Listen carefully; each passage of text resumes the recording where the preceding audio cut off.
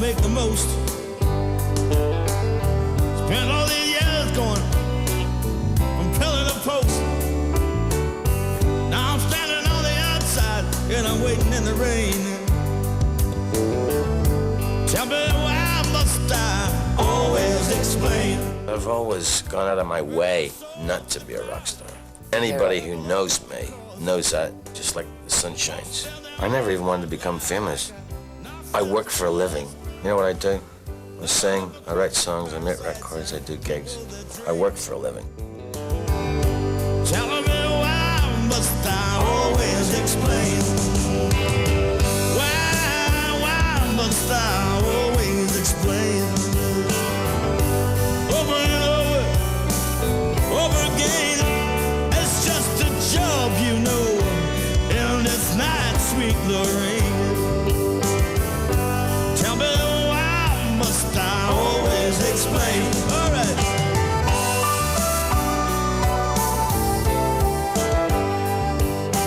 When I asked you what's left to do, didn't you tell me before that you would like to get into the big band stuff or to get back to more blues, rhythm and blues, black music and all of that? Well, I just sort of come full circle and you know, couldn't see it because it was right in front of my nose.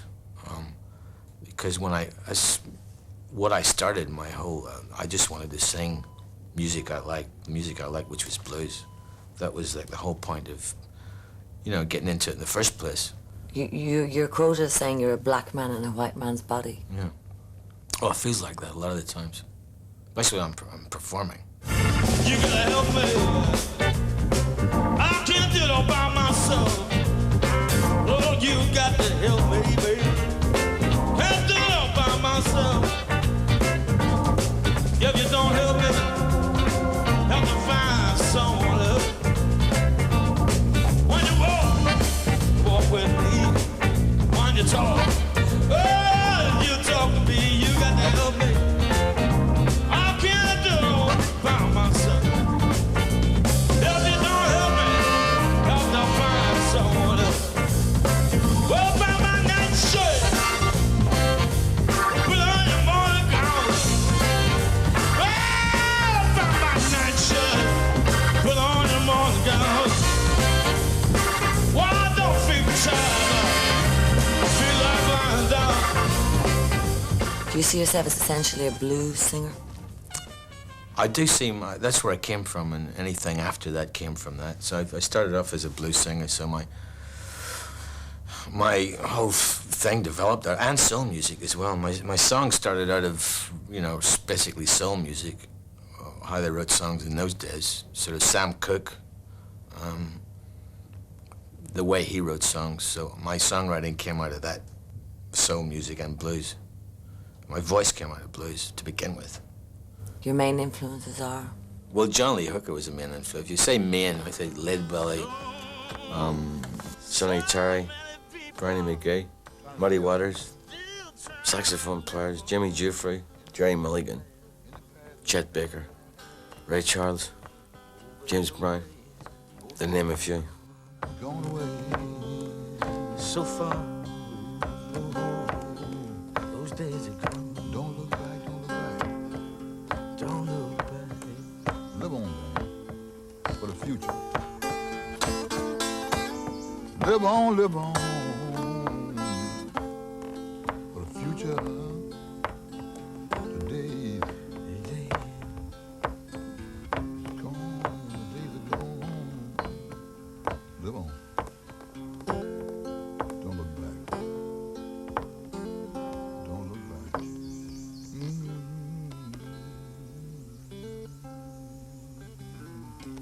Beautiful. When do you think rock stopped rolling? When it lost the role, when it lost that, you know, that beat, when it lost that beat, it wasn't rock and roll after that. And this can be, I mean, there's people that go into this on a technical level. I don't have the info with me, but when it stopped rolling, when it became rock. But rock became then a broad term, you know, which means, rock means anything now. Anything from great to mediocre, you know, and it all comes under the heading of rock or pop or whatever. But It's, I mean, anything can sell, you know.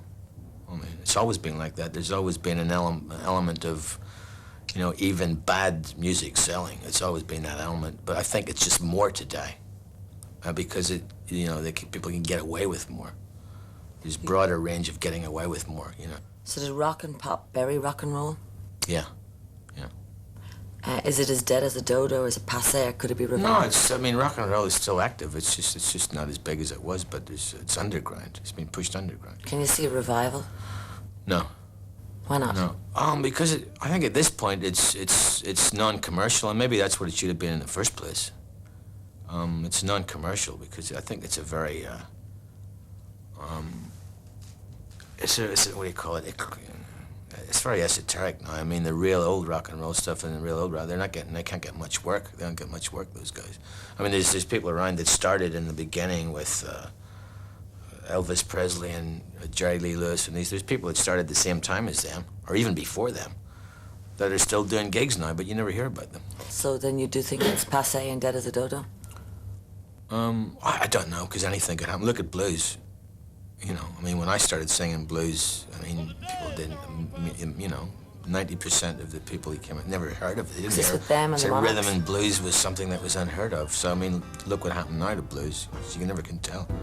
Oh, it's Stormy Monday, but Tuesday's just as bad.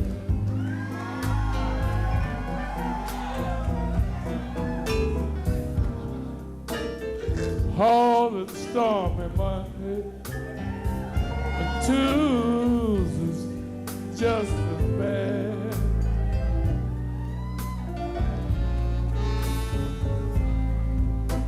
Wednesday's worse, Thursday's also sad. Getting back to, say, inspiration or when you're writing a song, how do you know when a song is finished? Just instinctively now. But there's a tendency now to just finish it quickly. I mean, when I first started, I used to like ponder them a bit more, and you know, edit a lot more, and then rewrite them and all that. Sometimes I rewrite now, but mainly I just take them as they come out, as the lines are coming, and just stay with that. Are you ever afraid that the music or the words will leave? No. Well, you could put it another way. You could run out of things that you want to say, you know, or ways of saying them. You can run out, you know, but as long as you find a way to say something, you know, then you can write something if you find a way to say whatever it is. Okay, have you ever had periods where you've dried up totally and then? Well, I had a period where I thought I dried up, but I hadn't actually dried up. I sort of, I think I just lost interest. I lost interest during that period.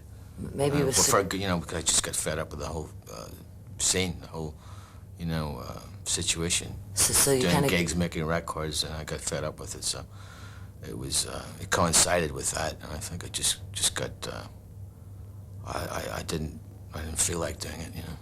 Do you go into periods of exile sometimes? Oh yeah, all the time. How long has been the longest period of exile? Well, that was the longest period. That was a couple of years.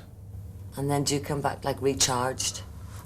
Well, I came back coming from a different angle. I came back, you know, writing from more of in personal theme, in personal spiritual theme when I came back writing again.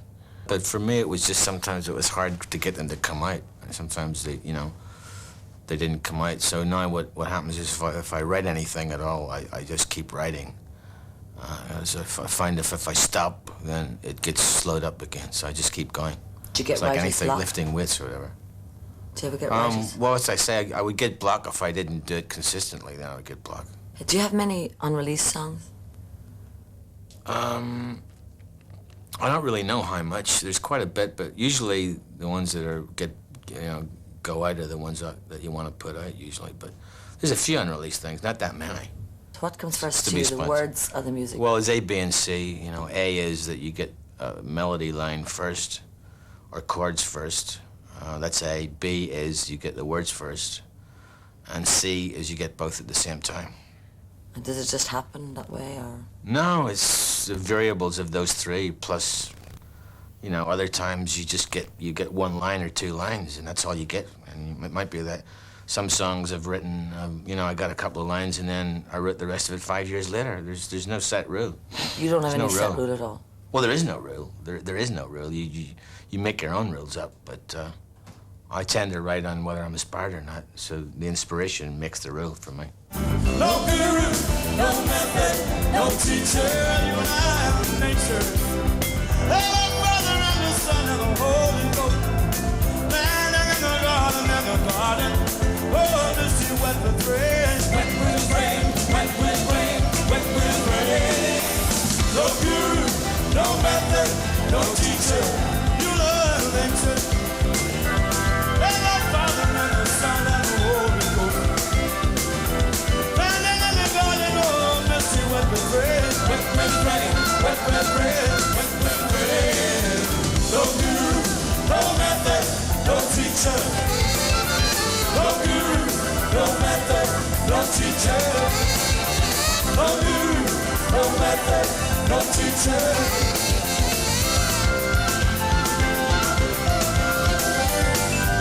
No guru, no method, no teacher. Do you think cynicism is the death of imagination? I think it can be for certain people, but it can also be the beginning of it, you know? I mean, sometimes cynicism can be the beginning of imagination. For a lot of times it has been for me.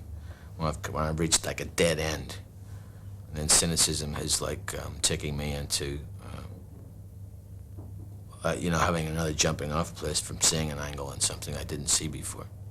Whereas if I had stayed with it, it would have, you know, burnt out inevitably. Have you ever felt the urge to grab back a song and fix it? Yeah, I have sometimes, yeah. Or I've put things out which, you know, get thrown back at me later, you know. For instance, I've put out stuff that was sort of, when I was researching, I mean, I used to research, you know, some spiritual stuff and write songs from that viewpoint. It doesn't mean that I believed in it. I mean, I was researching it myself. Can you give me an example? Well, certain things like theosophy, for instance, and you know, like various religions, say like Buddhism or whatever, or Christianity, you know. When I was like just looking at them and researching them, and then I wrote songs along those, but it didn't mean that I believed this. It was just, that was part of what I was into then, and then years later I've had that thrown back at me. It's like, well, that's what I'm supposed to be, and I pick up something and read, he's supposed to, you know, I'm supposed Like to be, Scientology? yeah, I'm supposed to be a Christian, or I'm supposed to be a Scientology, or this or that. I mean, I was just, and that was just research. Every day it's getting better and better. I wanna be daily walking close.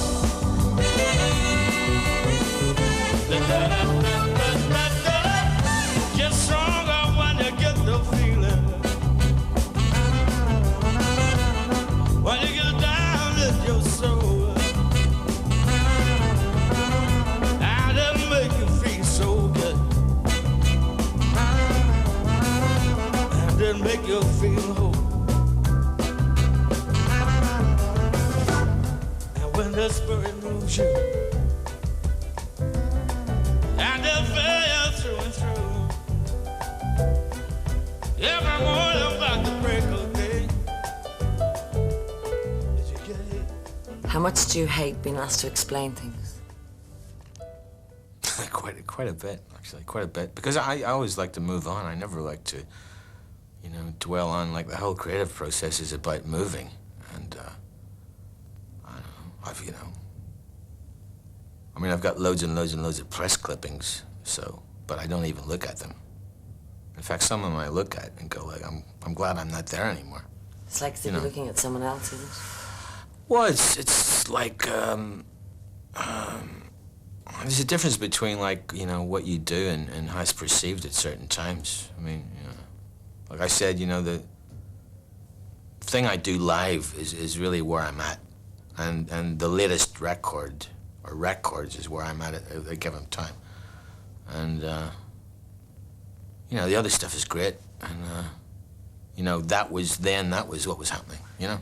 But it's always the movement that interests me.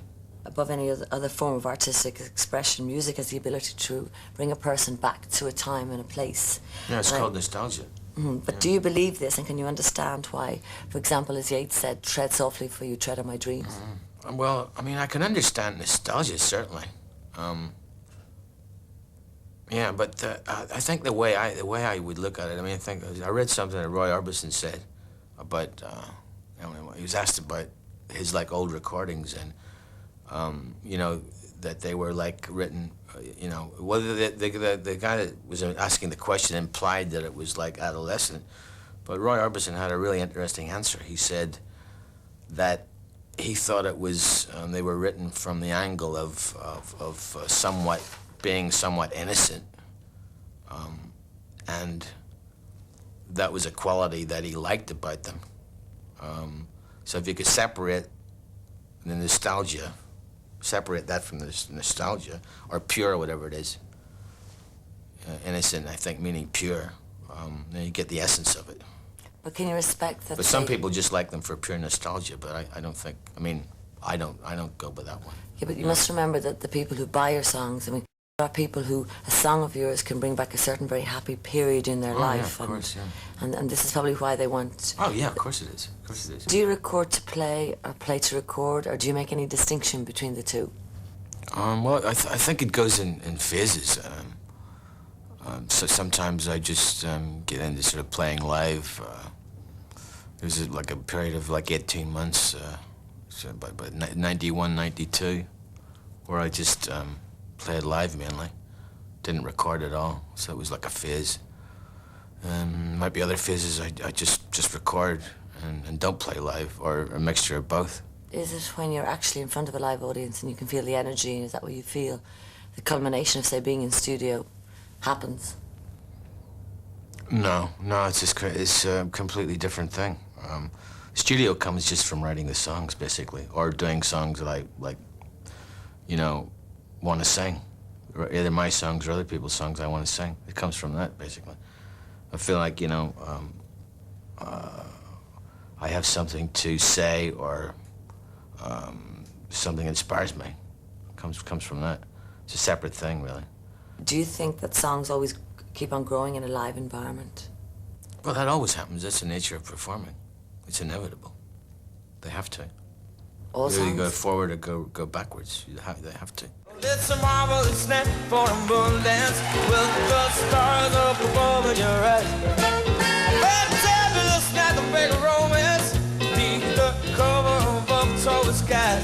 Yet all the leaves on the trees are falling to the sound of the breezes that blow. And I'm trying to please to the calling of your heartstrings that play soft and low, and all the nice magic.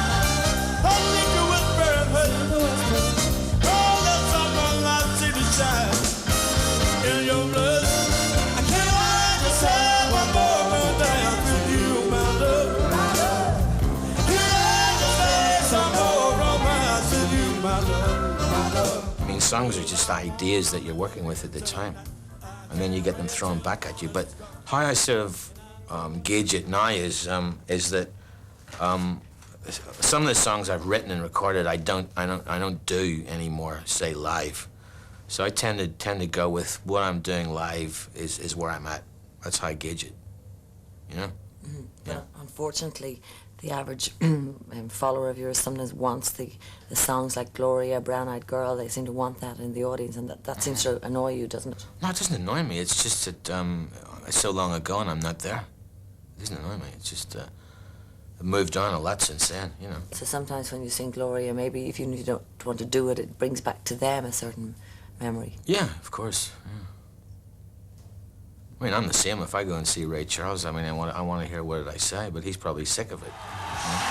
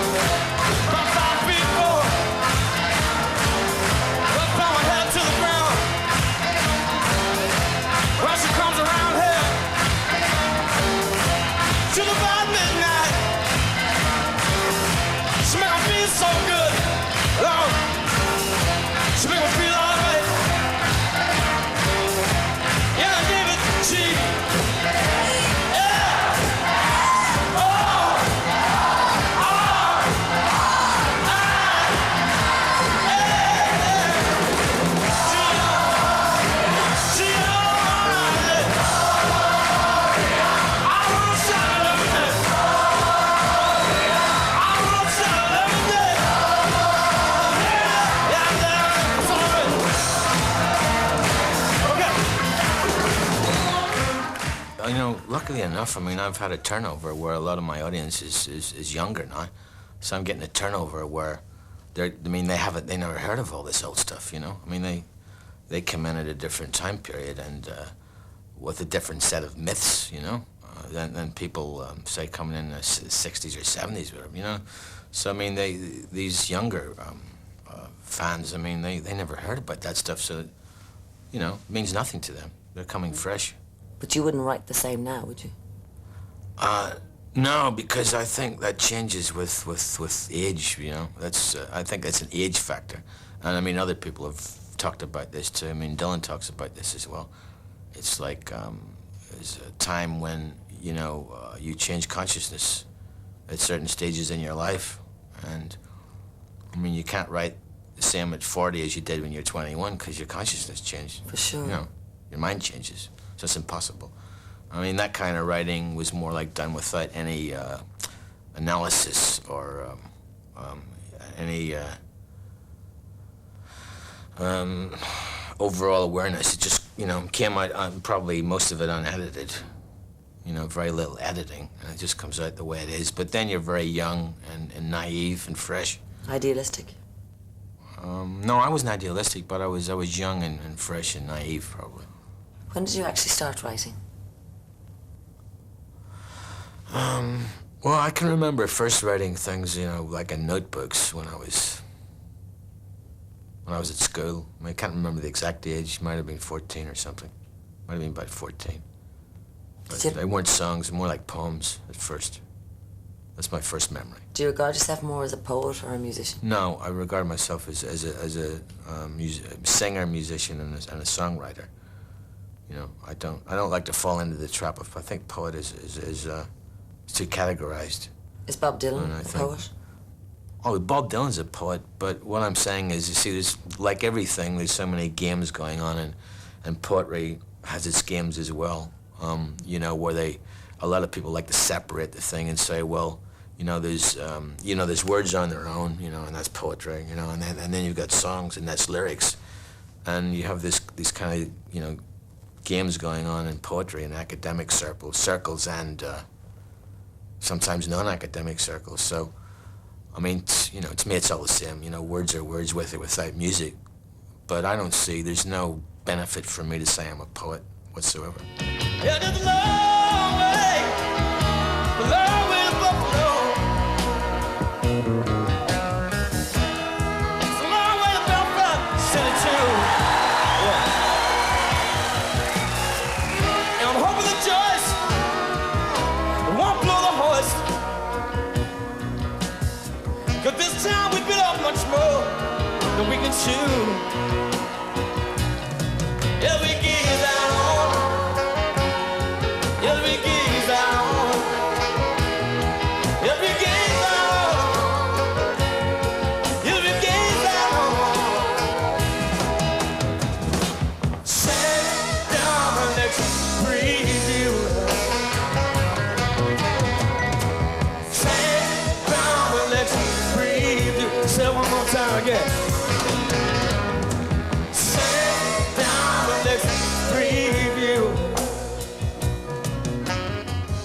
Music was like all around me, actually. I mean, there was a lot of, just down the street, there's a guy who used to play country and western music all day, all the time, and leave the door open. So I heard this music when I was a kid. Hank Williams and these people, he just like put this on and left the door open so you could hear it down the street. Hindford Street? Yeah, and next door, there's a guy next door, and used to have sessions on the weekends outside, out the back. We had back entries, and used to have a lot of singers would gather together and sing just out the back. So this all was going on all around me. Didn't you used to sing with your mom? Yeah. She was a big influence on you? Well, I think more the music I heard was the influence. I mean, she could have been an influence, but she was influenced by that music as well. You know, we were both influenced by that music because she heard it as well. Apparently, the Ports played a big role in music coming in from America, for instance, like say black music, whatever. And there was when I was a kid, there was always American ships coming in. Belfast when I was a kid. Remember that? Well, I'm caught one more time. Way up on Cyprus Avenue.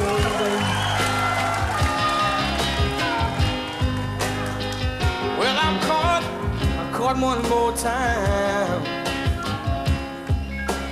Way up on Cyprus Avenue.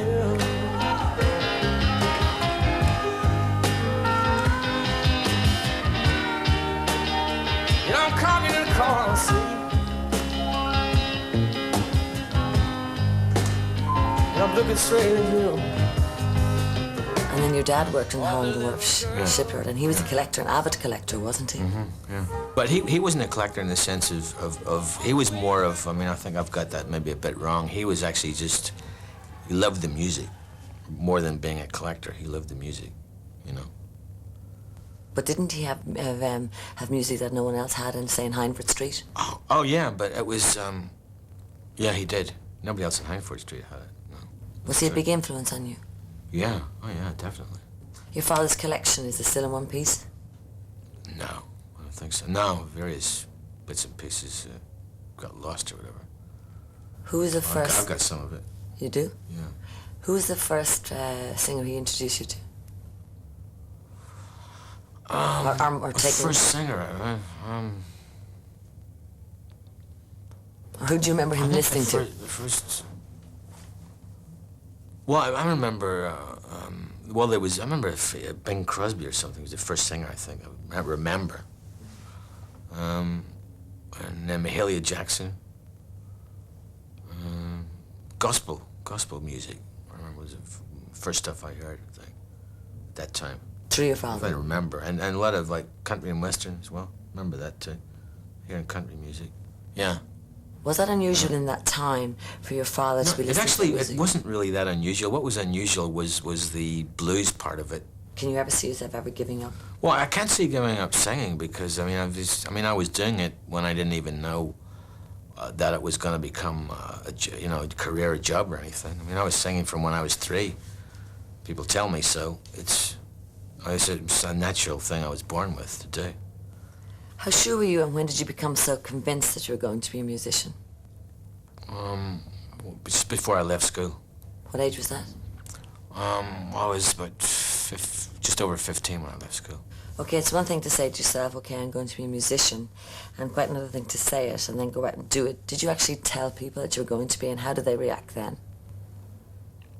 Well, a lot of them, thought it was a joke, especially in school. I mean, in school, because, nobody in my class that I was in was going to become a musician. They thought they would become other things, but, they just didn't treat it the same way. They couldn't relate to it on that level.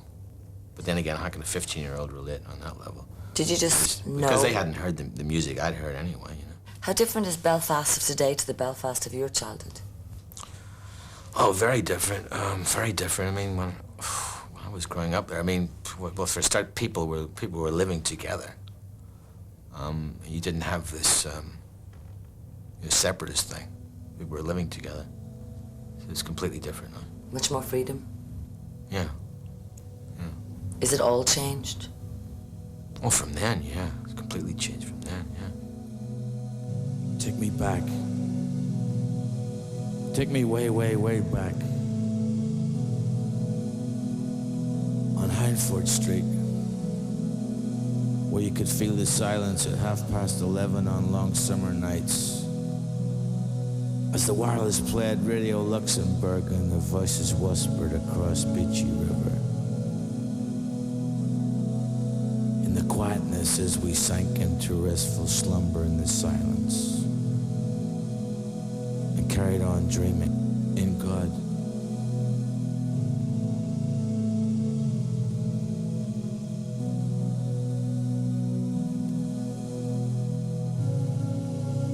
And walks up Cherry Valley from North Road Bridge, railway line on sunny summer afternoons, picking apples from the side of the tracks that spilled over from the gardens of the houses on Cyprus Avenue, watching the moth catcher work the floodlights in the evenings, and meeting down by the pylons.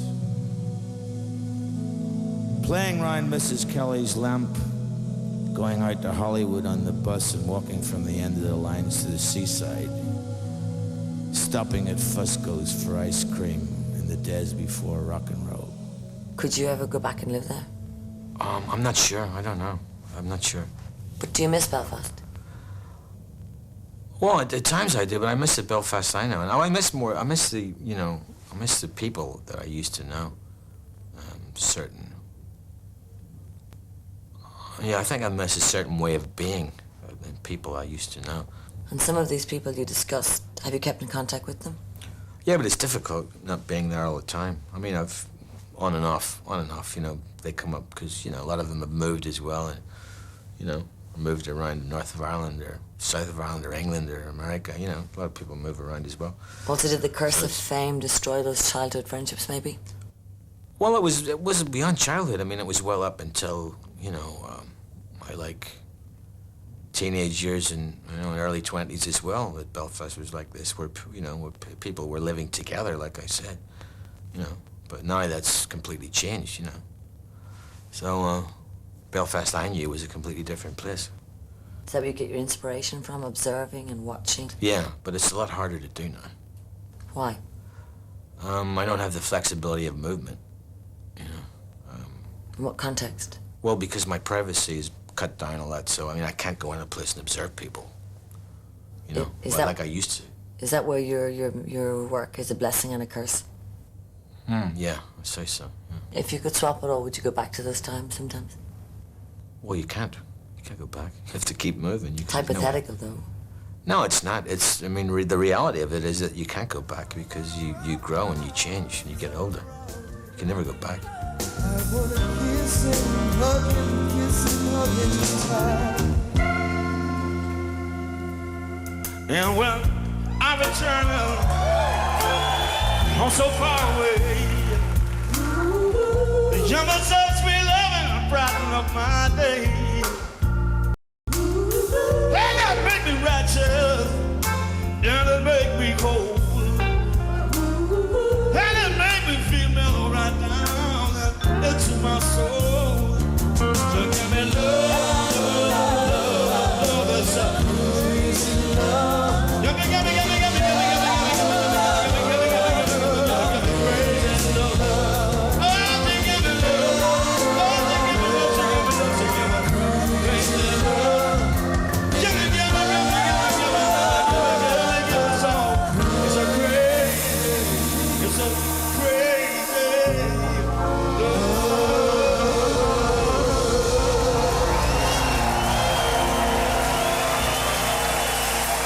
Cassandra Wilson.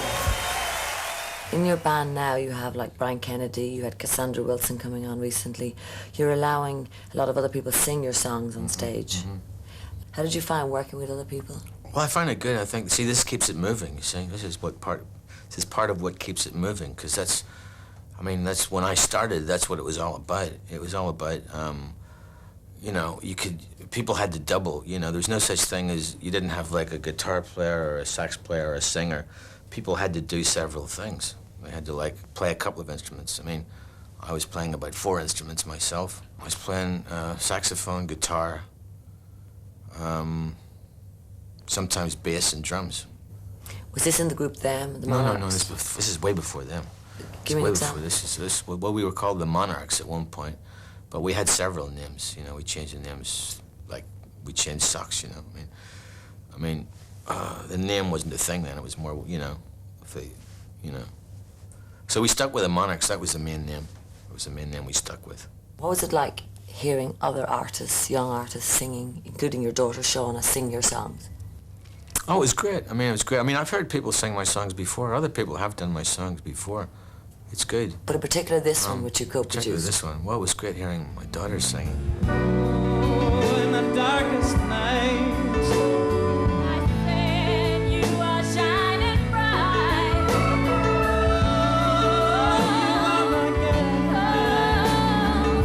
you show me rock, beautiful vision. Stay with me all the time. Beautiful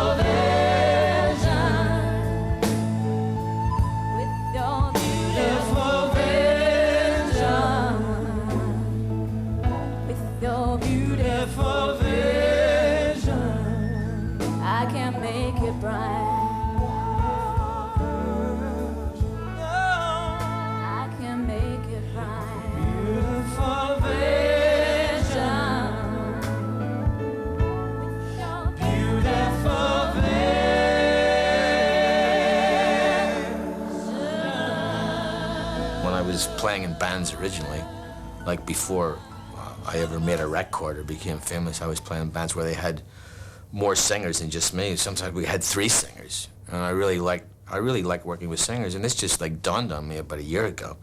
I'd forgotten all that stuff, and then suddenly I just came back to me. And this is where and so now that's why I'm getting more singers in, because I always liked to work with singers. I just wanted to, you know, get off the treadmill for a minute, rather than, you know, my record, my gigs, you know, another record, more gigs, which is what I've been doing for 30 years. So it's just a way for me to get off the treadmill and see other possibilities. So, you know, that's just another possibility for me, producing people or whatever. Have you any particular singers you'd like to work with that you've never worked with? Yeah, I'd like to work with Ray Charles at some point. Do you still enjoy performing? Most of the time. But enjoy's the wrong word. I just, I don't know what it, I mean, I just feel it's something natural for me to do. You told me once you were compelled to do it. Yeah. Compelled by this energy. Yeah. Is the energy You have to work at it as between well. the audience and the band, or between? No, the energy starts with us, with the band. And then, you know, can either be picked up by the audience or not, you know, after that. Hey, they both follow water.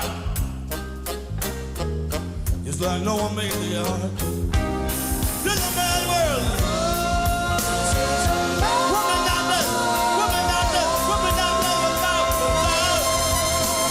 A woman out there, a woman out there, a woman out there, a woman out there. Love and loneliness. Lost in bitterness, and loneliness, bitterness, and loneliness. Won't you sing a song, sing a song, sing a song, sing a song, sing a song, sing a song, sing a song, sing a song. Man made the call, take us out on the road. I like the interaction between the musicians and the singers. That's what I like, interaction, communication. Man made the electric light now to take us out of the dark. Man made the boat for the water.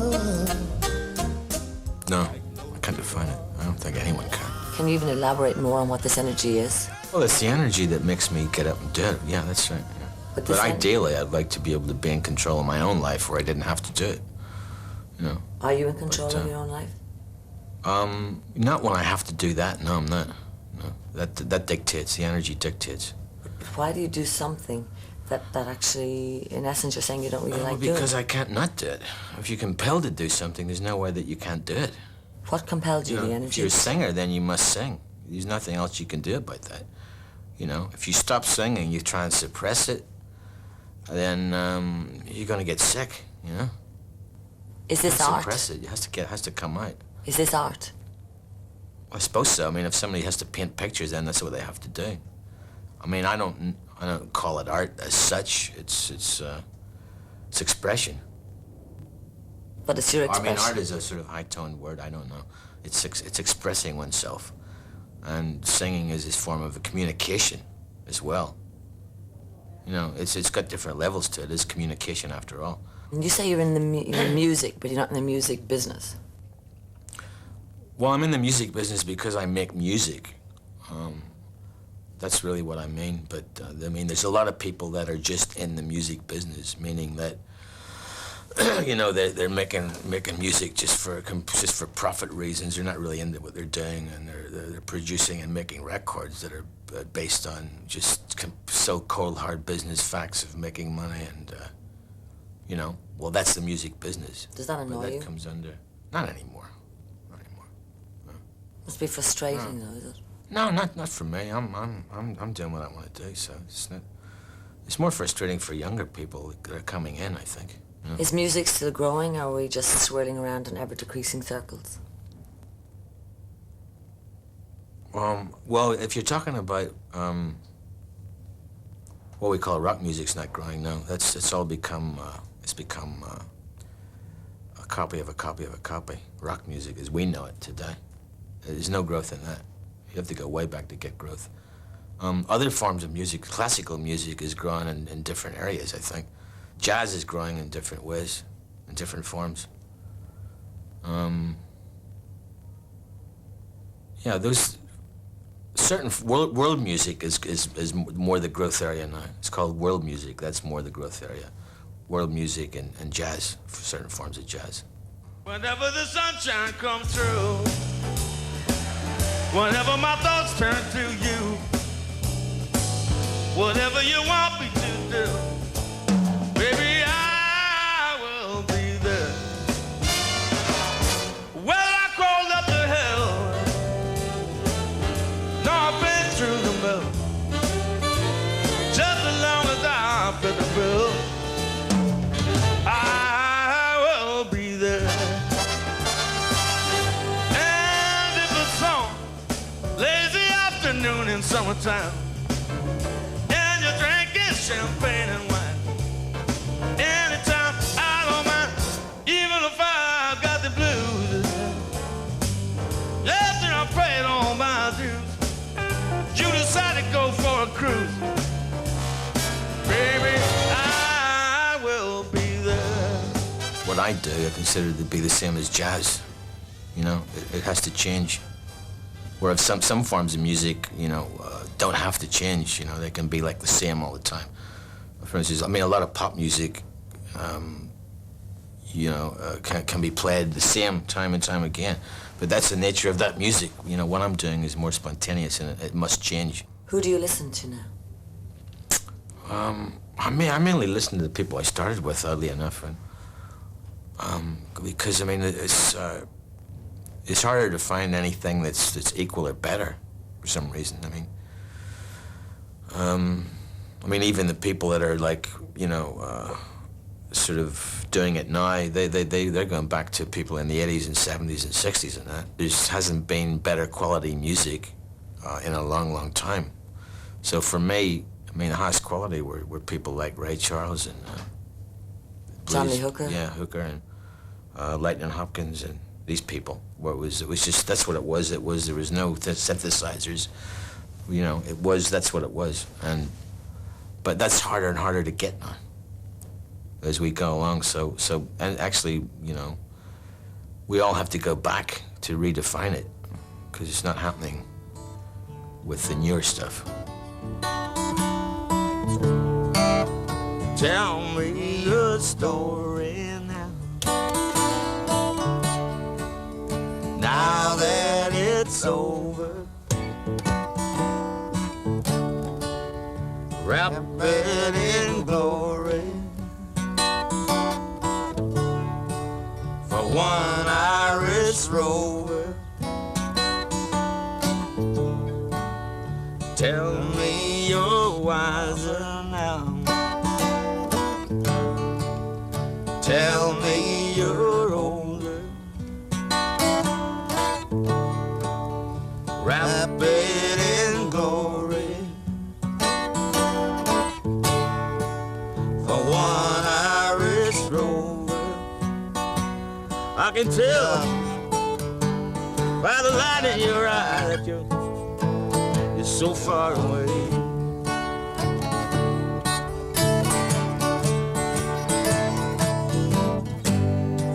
Like a ship out on the sea without a sail, baby, you've gone astray. Were you idealistic in your youth, and did you become cynical with the passage of time, or were you always quite cynical? No, I became cynical over a period of time. Did the music business make you cynical? I'm not really sure. I mean, I'm not sure whether it was the music business or... I don't know. I suppose it was just being around a lot of negativity. And, you know, there's a lot of negative people in it over the years. In the music business? Yeah, a lot of negativity. And having to fight that and transcend it and protect yourself against it is where the cynicism comes in. How did you do that? Well, just by sometimes ignoring it, sometimes being cynical about it, you know, various ways. What was your first musical job? First musical job. Well, first started performing in school, but that wasn't a job. First musical job was, I think, Muckamore Hospital. Muckamore Hospital with a group. When I was still at school, I remember that. That was my first job. Can you remember that quite clearly? I don't remember the exact. I can remember bits and just remember going up there. How much did you get I paid? can't remember how long. Can you remember how much you got paid? Well, we didn't get paid, but that one was for the hospital. It was a charity thing for the hospital, so we didn't get paid. First one I got paid, I think, was for the hut in Chamberlain Street, or the Brickborough Hall. One of those. Might have been the Brickborough Hall. Is the hut still there? I don't think so. Do you think that good grinding that you got at a very early age for you to really work? I mean, you told me once you did, was it so many sets a week in Germany? How many was it? 53 a week. Do you No think days off. That gave you a very good grinding as in a professional way to survive the business so long? Well, it gave me all of it, because it wasn't about the business, it was about playing, see? And a lot of people didn't get that background. So they came in on a different aspect. Like, so say younger bands, or they're not younger now, but they came in on making videos. A lot of people came in on making videos, and then that became, the product. And then the music was like secondary, this kind of thing. So I was lucky to come into it when it was all about music, mainly. And it wasn't so much about, it wasn't as big, for one thing. I mean, even the record business wasn't as big. It was very, very small. Record business was very, very small, and the people that were running it hadn't a clue, And I think it's become more corrupt with people that do have a clue than when they didn't have a clue, oddly enough. Which was better? Oh, I thought it was better when they didn't have a clue. Really? Yeah. The Brown-Eyed Girl, tell me about the fact that it was reinvented for you when it went into that movie, Sleeping with the Enemy. Well, it wasn't reinvented for me. It was reinvented by, I think the people that, wanted to put it in the films. It was reinvented for the audience then. Yeah, but the thing about it was that it wasn't put out like it was an old record. It was put out like a new record, which with no sort of publicity to the fact that it was recorded a long time ago. How long ago? In fact, when I was 21 or something, I recorded that. A long time ago, so. And then when it came put out like it was a new record, so I think people were asking for it because they thought it was a new record. I think that was a bit deceptive, but that was because Sony Records bought it and put it out like without any explaining what it was. Put it out like it was a new release. Okay, but does it make you angry if someone else has your records? Well, no, no. It's just it went on all the time. It made me angry years ago when I was starving and broke. But I mean now it's just cold business. It's just basically cold business. But when I was starving and broke, it made me really angry. Because, I was supposed to be living the life of a star or something, and I was broke, so, It's again really the illusion of fame, isn't it? Yeah. If you could do it all over again, would you? I think I'd do it differently. How differently? I mean, I could say that, I'd love to have good business advice when I started out, which I didn't, but then again, that wasn't available, so I don't know. It's okay.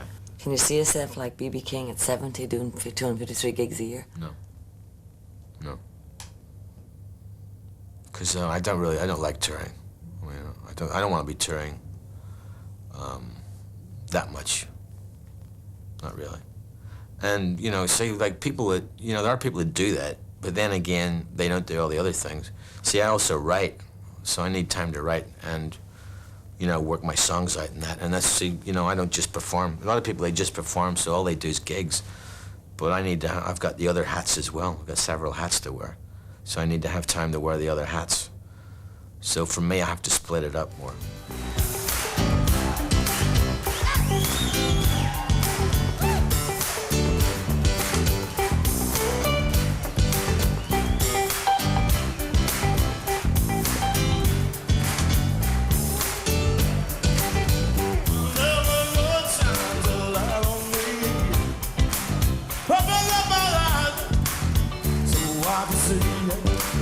When I look up in the darkness of night, Yeah, and I know everything's gonna be alright. Anything to do you, ain't wait to spare. When I reach up for help, he's always there. When I am lonely, yes I can be. And I know that God shines his light on me. Reach up for help, reach out for help, and he'll be there.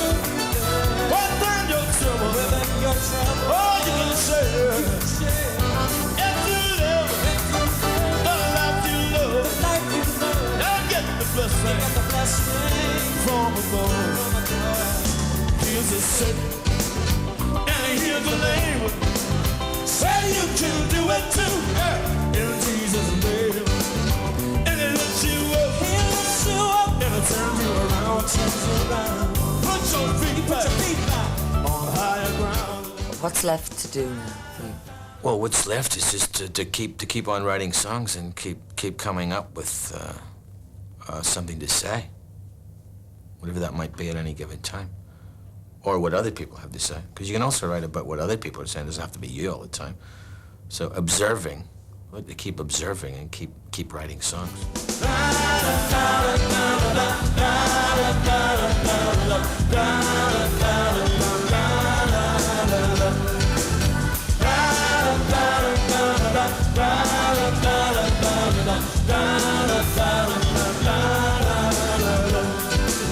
Reach up for help, he'll be there. What time the trouble, you can share. If you use the higher power every day and any hour. Well, he heals the sick and he heals the lame. Say you can do it too in Jesus' name. And he lifts you up, and it turns you around, and it puts your feet back on higher ground. I think the whole thing about being creative is that you're always moving. You know, you're always in. You always have to be in forward motion, otherwise you're not creating. That's the whole point of it, actually. And so, I think there's a tendency to stick people in certain roles that they've done, and this is an ongoing problem, I think, with everybody. That whether they perform or write or whatever, it's just, you know, or act in films, it's an ongoing thing.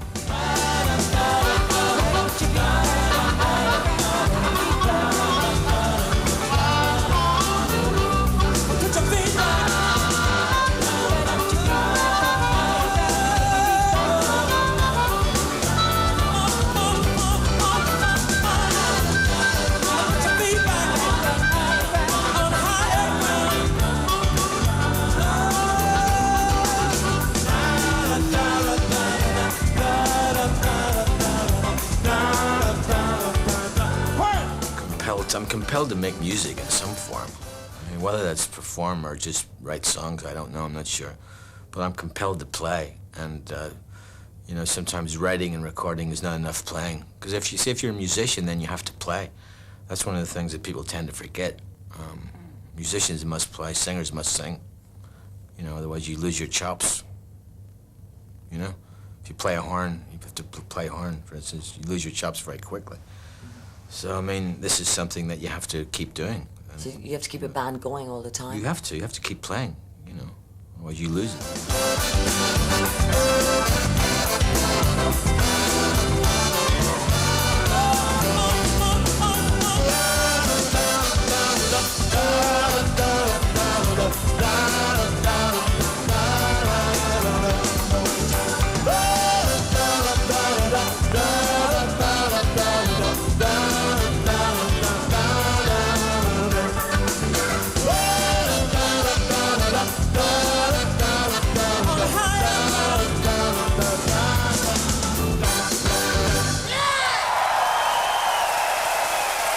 Thank you very much.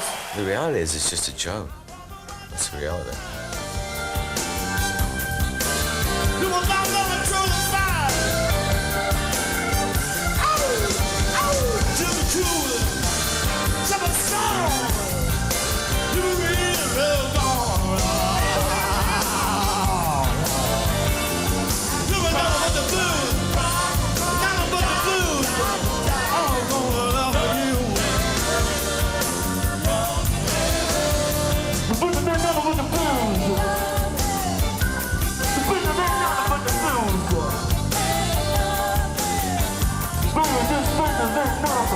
after all.